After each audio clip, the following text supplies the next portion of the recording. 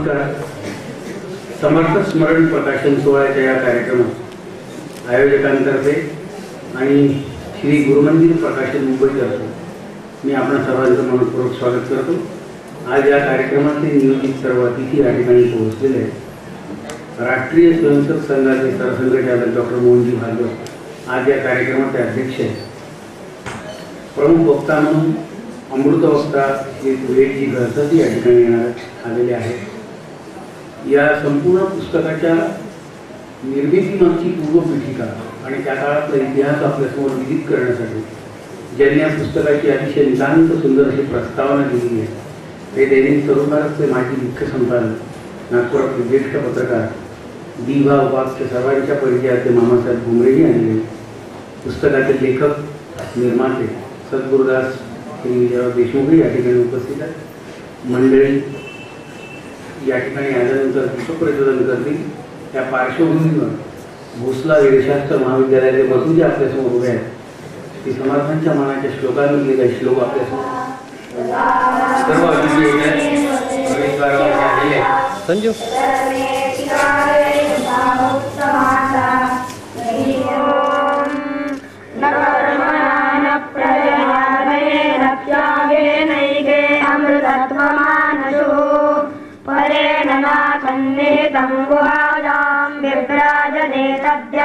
विशन्ति वेदान्त विज्ञान सुनिश्चितार्था संन्यास योगाद्यतयः शुद्ध सत्त्वाः ते ब्रह्मलोके तु परान्नकाले परामृतात् परिमुच्यन्ते सर्वे दकरं विपापं परमेश्वरूपं यत्कुण्डलिकं गुरुमध्यसद्गुस्तम् तत्रापि दक्रं गगनं विशोकस्तस्मिन् यदन्तस्तदुपासितव्यम् यो वेदादौ स्वरप्रोक्तो वेदान्ते च प्रतिष्ठितः तस्य प्रकृतिलीनस्य यः परः स महेश्वरः.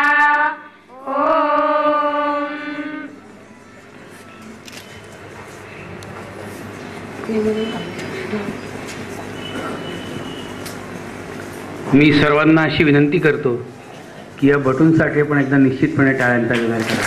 समर्थ स्मरण या छोटेखानी ग्रंथाचं प्रकाशन आज होत आहे. मी याला मुद्दाम छोटेखानी ग्रंथ या ठिकाणी यासाठी म्हटलं की हे पुस्तक केवळ 54 पानांचं आहे.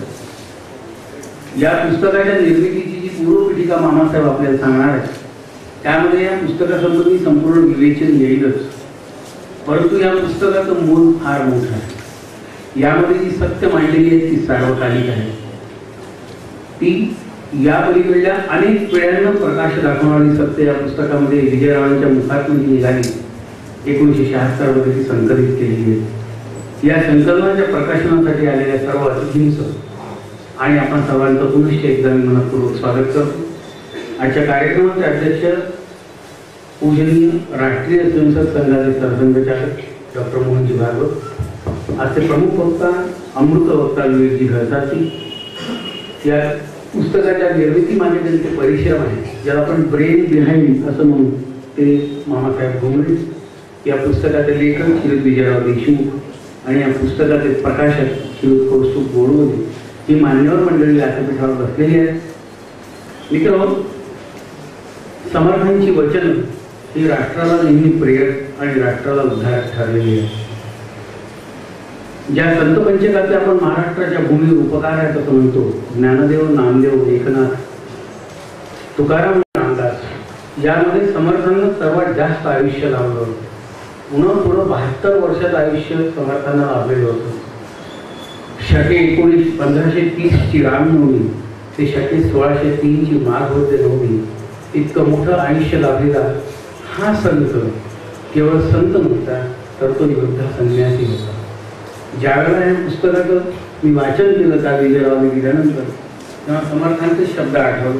परतंत्र जिणे कंठू किती रे उच्चाट माझे मनी वाटतो रे ललाट रेखा करी पालक येना सुदवीन रामा कंठले आहारे विधी किंवा असे काय केले पराधीनता पाप माझे उडे बहु तांदळे तूपता तूप तुटे उदासीनता काळ तरी कोठे न कंठे. तो जो उदासीन काळ 18 महिन्याचा होता, त्या 18 महिन्याच्या काळामध्ये निर्माण झालेली ही सर्व व्याख्यानमालांची पुष्प आहेत. त्यांच्या प्रकाशनासाठी आपण या ठिकाणी जमलेलो. पुनश्च एकदा मी आपण सर्वांचं मनपूर्वक स्वागत करतो आणि आयोजकांना अशी विनंती करतो की आज आपण त्या सर्व मान्यवर अतिथींचं पुष्पगुच्छ देऊन आणि शाळेत सत्कार करावा, स्वागत करावं. कौस्तुभ बोरवली करतील अशी त्यांना विनंती करतो.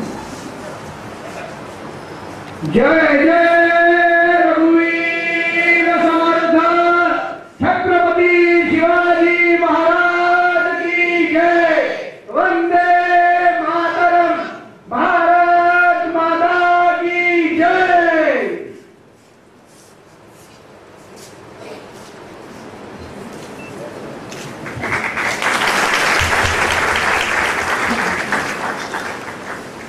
आज ज्यांच्या मुखातून आपण या पुस्तकाविषयी आणि एकूणच त्या काळाविषयी ऐकणार आहोत आणि ज्याला आपण सर्व उत्सुक आहोत असे महाराष्ट्रातले आणि जिथे जिथे मराठी बोलल्या जाते त्या त्या ठिकाणी प्रसिद्ध असलेले अमृतवक्ता माननीय विवेकजी घरसाची या ठिकाणी उपस्थित आहेत.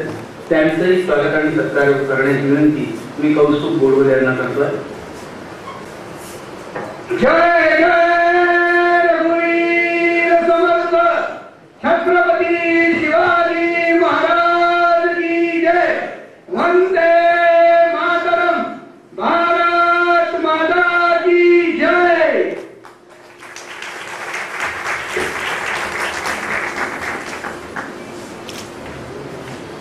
मित्रो, या पुस्तकामध्ये सद्गुरुदास विजयरावांची 3 भाषणं आहेत. याशिवाय आचार्य विनोबा भावे यांची संघटन शास्त्रावरती घेतलेली मुलाखत पण. मामासाहेब घुमरे हे आचार्य विनोबांच्या विचारांचे पाईक आहेत आणि त्यांचा राष्ट्रीय विचारांशी असलेला संबंधही आपल्याला ठाऊक आहे. या पुस्तकामध्ये व्याख्यानं ज्या तोडीची आहेत त्याच तोडीचं मामांची प्रस्तावना पण हे मी अत्यंत आवर्जून आपल्याला सांगू इच्छितो. मामा हे आम्हा सर्व पत्रकारांचे आदर्श आहेत. मामा ज्येष्ठ पत्रकार आहेत नागपुरातले. मामासाहेबांनी प्रस्तावना लिहिलेली आहे. प्रस्तावनेमध्ये मामासाहेबांनी आपला आत्मा उठलेला. एखाद्या पत्रकाराने एखाद्या व्याख्यानमालेचं सटीक समीक्षण कसं करावं आणि त्याचं सौंदर्य उजळून कसं दाखवावं, त्याच्या मागची पूर्वपीठिका कशी सांगावी, त्याचं प्रयोजन कसं सांगावं, मामांच्या लेखणीमधून ते संपूर्णपणे प्रस्तावनेमध्ये उतरलेलं आहे, जे त्यांच्या मुखातून आपल्याला ऐकायला मिळणार आहे. आपल्याला मामासाहेब या ठिकाणी आले. त्यांचं स्वागत करण्याची विनंती ही पुनश्च एकदा कौस्तुभ बोरवले यांना करतो.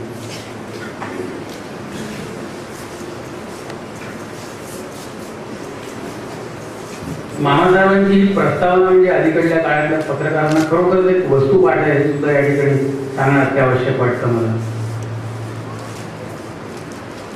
जय जय रघुवीर समर्थ छत्रपती शिवाजी महाराज की जय. वंदे मातरम. भारत माता की जय. आज या कार्यक्रमासाठी पूजनीय सरसंघचालक या ठिकाणी आले, विवेकजी घरसाची आलेले आहेत, कौस्तुभ बोरवले मुंबईहून आलेले आहेत, त्याचे आईवडीलही या ठिकाणी आलेले आहेत, मामासाहेबही आपल्याशी बोलण्यासाठी आलेले आहेत. परंतु या सगळ्या मागचं प्रयोजन जे आहे ते पुस्तक आहे. त्या पुस्तकामध्ये व्याख्यान आहे याचं प्रयोजन, ते निर्मितीचं सूत्र आहे. जर विजयरावांनी व्याख्यानं दिलीच नसती त्या काळात तर हे पुस्तक निर्माण होणं अशक्य होतं. म्हणून निर्मिती जी आहे ती सृजन जे आहे ते सृजन विजयरावांनी. विजयरावांनी सद्गुरुदासांनी व्याख्यानं ज्या काळामध्ये दिली तो काळ जर आपण आठवला तर आपल्याला असं लक्षात येईल की त्या काळामध्ये उभा देश झाला आता एक बंदिशाला, इथे देवकीचा पाना दुधाने जळाला, कसे पुण्य दुर्दैवी पाप भाग्यशाली, अरे पुन्हा आयुष्याच्या पेटवानुसार. सुरेश भटांच्या ओळी पुस्तक वाचत असताना आणि प्रस्तावना वाचत असताना आठवला त्या अंतःकरणातल्या मशाली पेटवण्यासाठी विजयरावांनी आपली वाणी झिजवली. ते नसते तर हे पुस्तक झालंच नसतं. त्यांचंही स्वागत आणि सत्कार करण्याची विनंती मी यांच्या कार्यक्रमाचे अध्यक्ष पूजनीय सरसंघचालकांना करतात. त्यांनी कृपया विजयरावांचं स्वागत करावं, त्यांचा सत्कार करावा अशी विनंती. जय जय रघुवीर समर्थ छत्रपती शिवाजी महाराज की जय. वंदे मातरम. भारत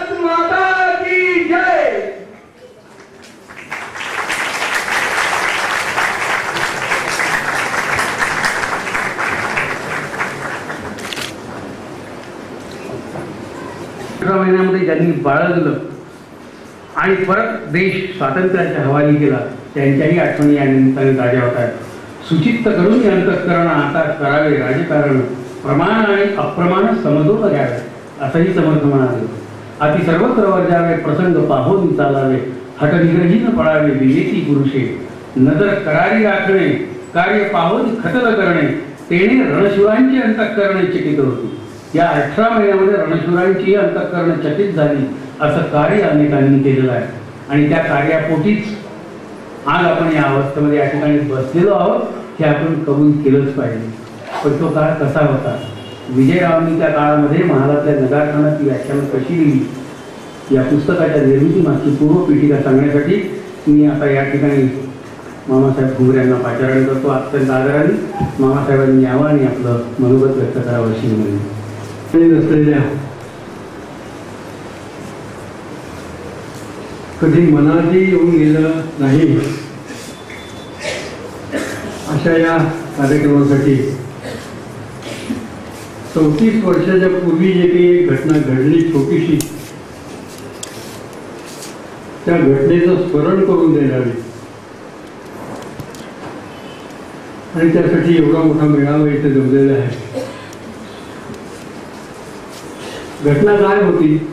आणीबाणीच्या काळातली ती घटना होती. त्या घटनेमध्ये अनेक प्रसंग घडले. वृत्तपत्रावर निर्बंध असायचे, विसा लागू झाला होता, रासुका लागू झाला होता. अशा त्या काळामध्ये संघावर बंदी आलेली होती. सर्व लोकांना अटक करण्यात आली होती, विसाखाली अटक करण्यात आली होती. कुणीही वडीलधारं माणूस नव्हतं. अशा वेळेला जे स्वयंसेवक होते त्या स्वयंसेवकांमध्ये जाज्वल्य निष्ठा असलेले आणि वाटेल त्या प्रसंगाला तोंड देऊन हिकमतीने गनिमी काव्याने ज्यांनी मनाशी एक निर्धार केला की द्वितीय सरसंघचालक पूजनीय गुरुजी गोवलकर यांचं स्मरण त्यांच्या नावाचा उच्चार न करता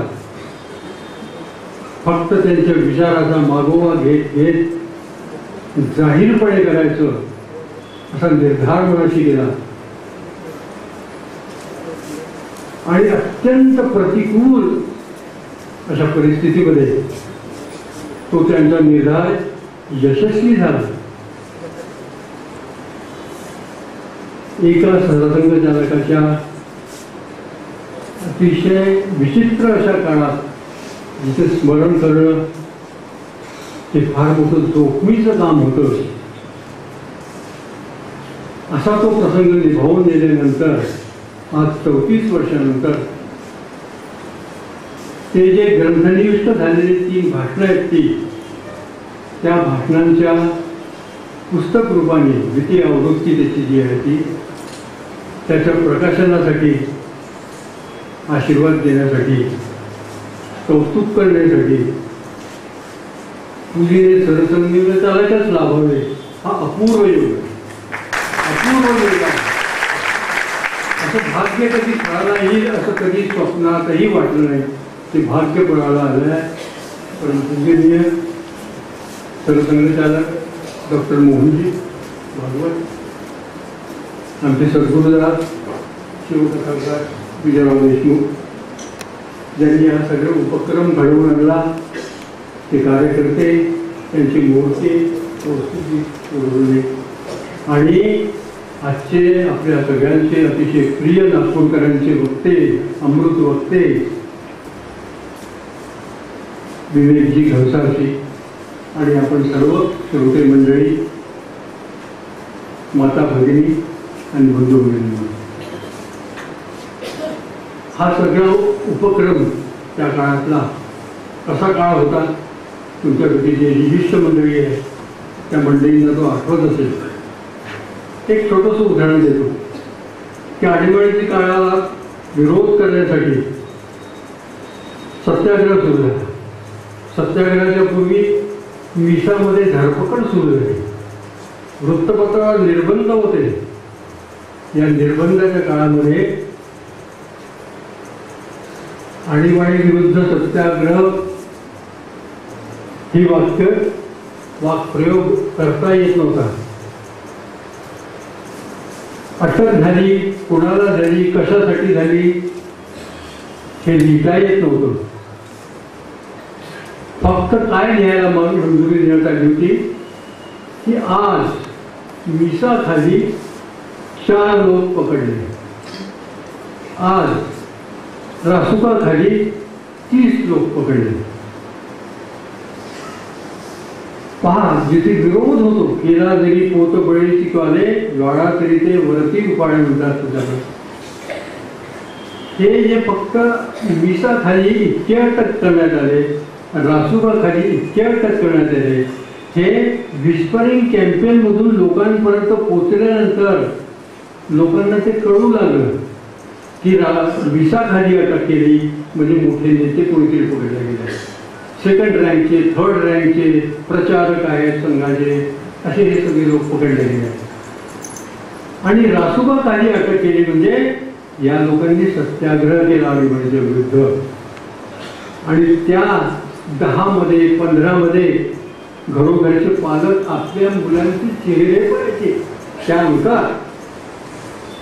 असा विचित्र काळ होता तो. आणि त्याच्यातून समाधान मिळायचे, स्फूर्ती घ्यायचे. आज 30 गेले का उद्या 50 जाते. असा करता करता करता करता तो सत्याग्रह वाढत गेला. वाढत गेल्यानंतर सुरुवातीला असं सरकारचं धोरण होतं की या सत्याग्रहांना डांबून ठेवायचं. पण पुढे जेव्हा संख्या वाढू लागली त्याला लहान लहानच्या शिक्षा देऊन, महिन्याभराच्या, 1.5 महिन्याच्या, 2 महिन्याच्या शिक्षा देऊन आणि सोडण्यात येऊ लागलं. अशा एका सत्याग्रहात भाग घेतलेले इथे बसलेले आहेत दिनकरराव आमचे सपत्नीक इथे आलेले आहेत. त्यांच्या मनामध्ये सत्याग्रहातून सुटून आल्यानंतर असा विचार आला की यावरती गुरुजींचं पुण्यस्मरण झालंच पाहिजे आणि ते जाहीररित्या झालं पाहिजे. 23, 24, 25 फेब्रुवारी 1976 असे ते 3 दिवस होते. कोणाचं डोकं असेल कोणाचं नाही ते सांगायला तयार नाही भागवे. परंतु त्यावेळेला नितीनजी गडकरी होते, एक मोहन वैद्य म्हणून होते, दिनकरराव भासरे होते, आणखी काही 4 जण स्वयंसेवक होते महाभागात आले. या स्वयंसेवकांनी बैठक घेतली असती. हे ठरवलं की काय वाटेल ते हो, पुन्हा जेलमध्ये पकड तिकडे पाहिजे, मिसामध्ये पकडले गेले हरकत नाही, पण गुरुजींचं विजया एकादशी झालीच पाहिजे आणि त्यासाठी भरपूर संख्या जमा झाली पाहिजे असा त्यांनी प्रण केला, निर्धार केला. आणि मग फार गंमत आहे. योगाला छोटे मजेदार घडवण्याच्या आला सामर्थ्य आहे चळवळीचे, जो करीत जाते, परंतु तिथे भगवंताचे अधिष्ठान पाहिजे. हे भगवंताचं अधिष्ठान आलं असल्यामुळे पुन्हा मजेदार योगाला घडून आला. मी पुढे जे काही एक विधान करणार आहे ते जर चूक असेल तर पूजनीय सरसंघचालक दुरुस्त करतील, परंतु माझ्या डोक्यामध्ये कुठेतरी ते बसलं आहे म्हणून मी त्याचा मुद्दाम उच्चार करणार आहे. तर स्थळ शोधायचं, आधी स्थळ पक्क करायचं, माणसं पक्क करायची आणि मग वक्ता शोधायचा. 4-5 ठिकाणी ते गेले, मोठे मोठे वक्ते होते, स्वनामधन्य काही होते आणि काही लोकमान्य असे झालेले होते. त्यांचे अनुभव फार त्यांना वेगळे आले. ते त्यांनी आम्हाला विधीच आहे आम्हाला ते, पण आम्ही ते सांगणार नाही.